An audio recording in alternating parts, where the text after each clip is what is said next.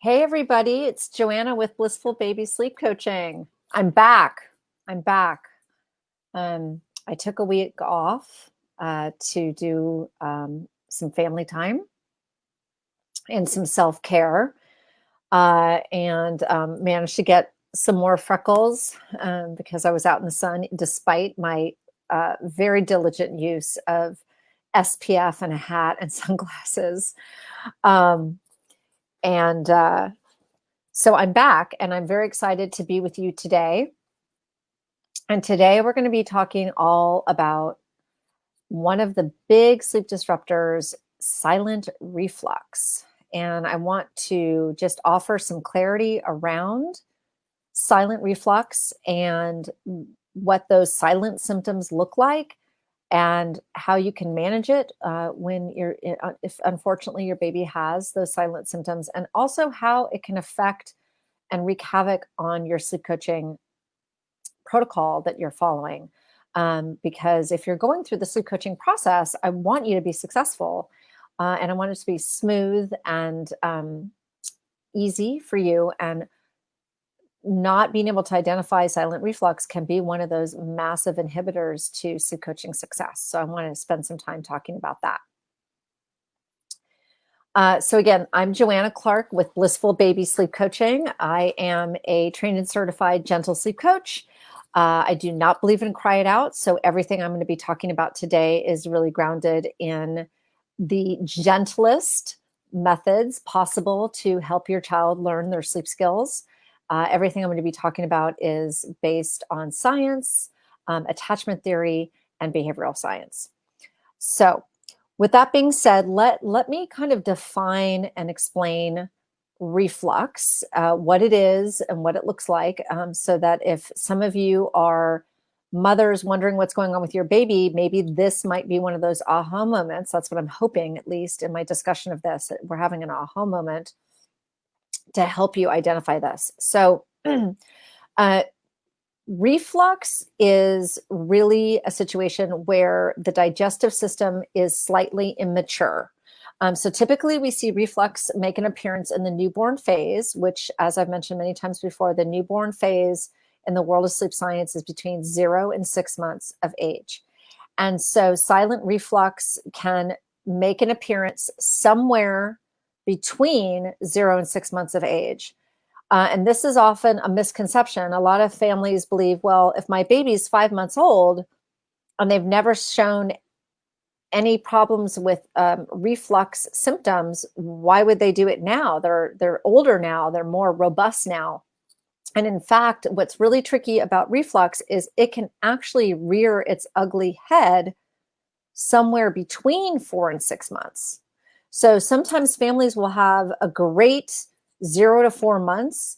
They'll enter into that 4 to 6 month range where there's also lots of developmental leaps going on, which everyone is talking about in, the 4 to 5 month sleep regression, which is really all about the rolling milestone that causes lots of sleep disturbances. But the other thing that can be happening in the background that is often unidentified is silent reflux, which essentially is that the digestive system is slightly immature, such that when the child is laying on their back in a prone position, they're flat.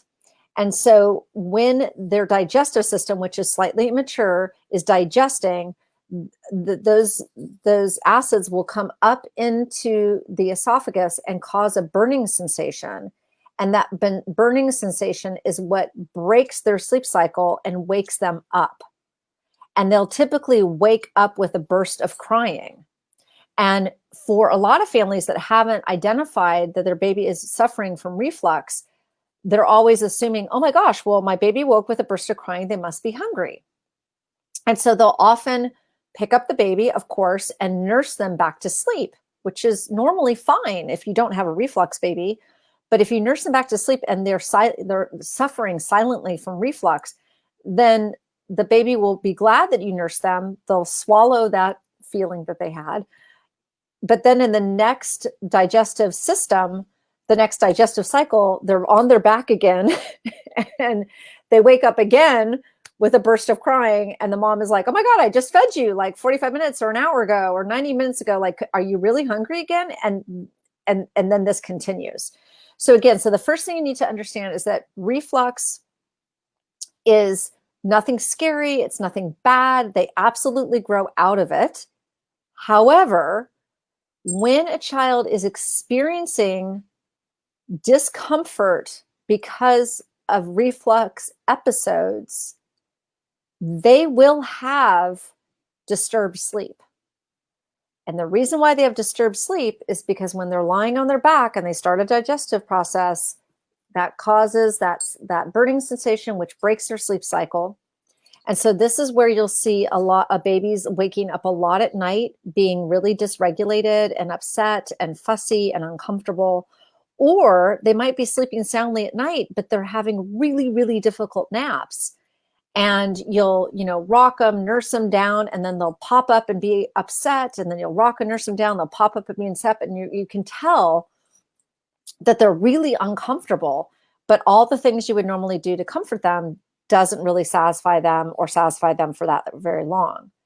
So the key is determining like, oh my gosh, is some of these sleep disruptions being caused by their silent reflux? So I want to read to you some of the specific silent reflux symptoms. And the reason why they're called silent is when we think of reflux, we typically think of the most obvious, which is my baby spitting up, my baby, projectile vomits after a feed, all of that obvious reflux behavior. But for many babies, they don't show it in an obvious way. They are really suffering from the reflux symptoms, but they're suffering in silence because it's not easy to identify that is what's causing some of their discomfort. So let me read some of those. Okay, so here are the silent reflux symptoms that you may or may not have heard of, and I'm hoping will help either you or one of your friends that might be struggling with something like this. So the big one is a lot of burping. So if you have a baby that's burping all the time and hiccuping, and hiccuping being a really big one, like burping and hiccuping all along, you'll be like, that could be that. Okay, so here's a couple more. So frequent colds and recurring coughing. So a lot of families will come to me and say, wow, my baby's always got a cold, but they don't seem to, they seem to kind of come and go with it. Well, it might not be an actual cold or a virus. It could be silent reflux. Second one, spitting up when straining to have a bowel movement. So if they're having a bowel movement and they're spitting up simultaneously, that's a sign of silent reflux. Frequent hiccups and sour breath. So, and or sour breath. So the hiccuping, lots of burping, or they might just have sour breath where you're like, my baby has bad breath. That's weird. Here's another big one. Arching of back and pushing away from breast or bottle. And by the way, I have some notes here because I do know these by heart, but I want to make sure I cover all of them for all of you. So I'm just trying to stay on track. So yeah, arching a back and pushing away from breast or bottle. That's a big one. Sinus or nasal congestion. Sounds at night that sound odd, kind of like a barking sound or a chronic cough, or sometimes it's a gurgling sound. Families will say to me, yeah, my baby makes these really weird, almost like, gurgling, chirping sounds. And I'll say, oh, that could be silent reflux. Positional preference when feeding. That one's hard. The way I describe that one is you'll find that your baby like only wants to be like on the left side, set up in a certain angle.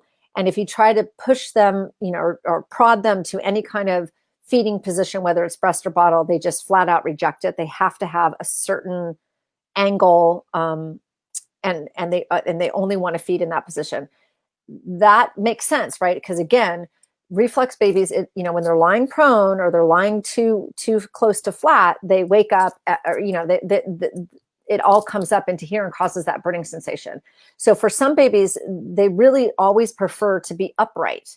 They either prefer to be, up on your shoulder, or, if you've got a really young one, a 3 or 4 month old, when you go to sleep, they only want to sleep on you and upright, even when you're like upright sitting up against maybe in a chair or up against your wall or your pillows. Uh, Reflux babies typically like to be upright a lot because they want to keep that feeling from coming up, and they want gravity to help them. Baby swallowing air along with feeding and getting gassy. That's another one. Hoarseness, which is kind of goes into that sounds at night that sound bizarre. Sometimes a baby will sound hoarse, like they've been out to a concert the night before. Spitting up or vomiting frequently. I mean, that's the obvious reflux symptom. Let's see. Reluctance. This is another big one. Reluctance to eat, or eating a little bit at a time, or fighting feeding, or difficulty in feeding even when hungry. So this can be, again, with breast or bottle, where you can tell your baby's hungry, but they can only do a little bit at a time, or you can tell they're really uncomfortable when they're trying to feed. Definitely silent reflux. Guzzling and frantic swallowing. So that kind of goes along with, like, they're hungry, so they're like blah, blah, blah, blah, blah, and then sometimes they get gassy, and then it's this whole thing where feedings become difficult. Crying that appears to be a sign of pain. So obviously, when you hear our babies crying, we get to learn to understand and decipher their cries. And eventually when we get really good at it, we can understand the hungry cry, the tired cry, the frustration cries. But this one, the silent reflux one, is you can tell they're uncomfortable. And when you try to help them, they're not easily satisfied. And then another big one is the waking in the night with the burst of crying. So like your child might be dead asleep, happy, and all of a sudden it's like, wah! And you're like, whoa, I just fed you like 45 minutes ago. What happened? Are your ears okay? Is your diaper okay? Like, we go through our little mental checklist of what could be happening. And sometimes it's that burst, especially if you've done a feed recently, that could be a sign of silent reflux. Another one is fussiness and crying after eating. So for some babies, they'll eat and they'll immediately start having discomfort. And again, sometimes they don't spit up. Sometimes they just have these silent symptoms. Increase in fussing or crying when lying on back. That's what I started off with. And decrease in fussiness when being held upright or lying on stomach. And that's exactly what we talked about earlier, that a lot of times they have a preference where they want to be upright when they're feeding, or when they're sleeping, they want to be, in a carrier upright or being held. So if you heard this list and you're thinking, oh goodness, my baby might be having some challenges with silent reflux, it's okay. There are so many good options to help your baby, and your baby will grow out of it. They might need some intervention. So if you find that you're seeing some of these symptoms, my first recommendation is to start keeping a sleep log. And I would start documenting when they're waking up, when they're eating, when they're sleeping, and then when you're actually noticing some of these silent reflux symptoms. And I would put the silent reflux symptoms that you're seeing on the sleep log. And at the end of a 24-hour cycle, which the way I like to do sleep logs is from morning wake up to morning wake up. At the end of a 24-hour period, you can go back and highlight when you're seeing those symptoms, both in the day and when you might be seeing them at night or in the middle of the night. And then you will look back and you'll start to see a pattern between when you're feeding and when they're having these reflux episodes. And then what's great is you can take this document back to your pediatrician and have a conversation about how your child might be experiencing some silent reflux symptoms. And then your pediatrician can guide you on what your options are. Another great idea is that pediatric chiropractic can be really helpful for silent reflux. And what I'm going to do at the end of this Facebook Live is I'm going to put in the description a resource on how to find pediatric chiropractors in your area. It's a specialized area of, in order to become a pediatric chiropractor, there's much additional training needed. I will tell you that it can work wonders. And pediatric chiropractor, when someone is specially trained in that area, is extremely gentle and safe and can be a wonderful relief to the baby. And sometimes you just need a couple of sessions and the baby feels so much better, especially if they're at the tail end of growing out of it. So that can be another wonderful way to manage it. And then, there's other things that when you talk to your pediatrician, they'll recommend, such as allowing your baby to have digestive time after a feeding, perhaps, in the crib, kind of elevating the crib so that there's some angle so that they're not lying prone all the time. And there's lots of, if you were to Google, how to manage silent reflux non-medically, meaning no medication, there's lots and lots of resources that are all really helpful. So your kind of first line of defense is, is my baby actually having silent reflux? I will post all of these silent reflux symptoms in this post for you to have. Then if you are suspicious, the next thing to do is to do a sleep log. I would do a sleep log for at least 3 days so that you have a very clear understanding of how many symptoms they're having over a 24-hour period, what those symptoms actually are, if they're all the same symptom or a variety of symptoms, and also what the intervals are between when you feed and when the symptom shows up, because that's going to allow you to have a really detailed dialogue with your pediatrician. Then you can have conversations with your pediatrician about ways to intervene. Sometimes they might recommend medication, which the child would be using just for a short period of time until they run out of it. And that's obviously totally up to the parents about whether or not they want to try the medication or not, or try kind of the first line of defense, which is things like pediatric chiropractic, or looking at ways to help the baby digest, give more time digestion, or not laying down on a flat surface, and some of the other non-medication solutions that you can easily find online. Now, how this all relates to sleep coaching is what I want you to know is that a lot of families want to do sleep training with the baby sometimes between 4 and 6 months of age. And one of the most important things you need to do is to make sure that your baby is not experiencing silent reflux when you are attempting to sleep train. Because if you tried sleep training, if you haven't identified that the child is experiencing silent reflux, when you go to sleep train, it will not work. Because remember, when the child is learning how to learn their sleep skills, they're learning how to settle and soothe. And so if the child is genuinely uncomfortable because they're experiencing silent reflux, then it's going to be much more difficult for them to learn how to settle and soothe when they're already uncomfortable.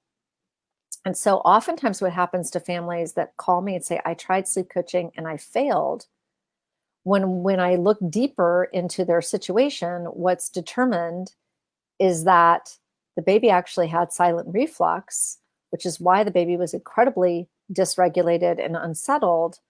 And it wasn't that the baby or that their sleep plan didn't work. It was that the baby was not in an optimal learning environment for the sleep plan because the reflux was inhibiting their sleep already, and also because they couldn't settle and soothe under those circumstances, because that's not fair to them to learn a new skill when they're already feeling uncomfortable. So those of you that are sleep training and are hearing this and going, uh-oh, I think my baby might have silent reflux, my recommendation is to stop sleep training, do your sleep logging like I recommended, talk to your pediatrician, look at some of the options to help your baby, and then make sure that the silent reflux is 100%, that your child is really 100% symptom free before you start any sleep training again. And then for those of you that have not started sleep training and you have a reflux baby and you already know you have a reflux baby, my recommendation is that you wait to start sleep training until you can see that your child is experiencing symptom relief, whether that's symptom relief because they grew out of it, which is best case scenario, or symptom relief because you collaborated with your healthcare provider and you found a combination of solutions to help your baby get relief. And then once they are feeling good, then you can consider doing some sleep coaching. But I can tell you, beyond a shadow of doubt, after my 10 years of working with families, talking to thousands and thousands of families, seeing this situation over and over again, you can have the most perfect sleep plan. You could have the best coach on the planet. You could have everything lined up to be successful. But if your baby is refluxing or silent refluxing and you don't know it and you try to sleep train, the likelihood of success is almost minimal because they can't settle and soothe successfully when they are genuinely uncomfortable. So the key is with silent reflux is to help to identify, to come up with an action plan with your medical provider, to follow through consistently with that action plan until they're symptom free. And then when they're symptom free, that opens up the possibility for better, successful sleep coaching. So I hope that this was super helpful to you today. If you are ever in a situation where you're like, wow, I really need to talk more to somebody about what's going on with my baby, I'm always available for sleep strategy sessions to sit and consult with you and your partner on what exactly is possibly inhibiting your child's sleep and maybe helping you suss out if it is in fact silent reflux or if there are other symptoms that are causing some disturbances. So thank you so much for listening.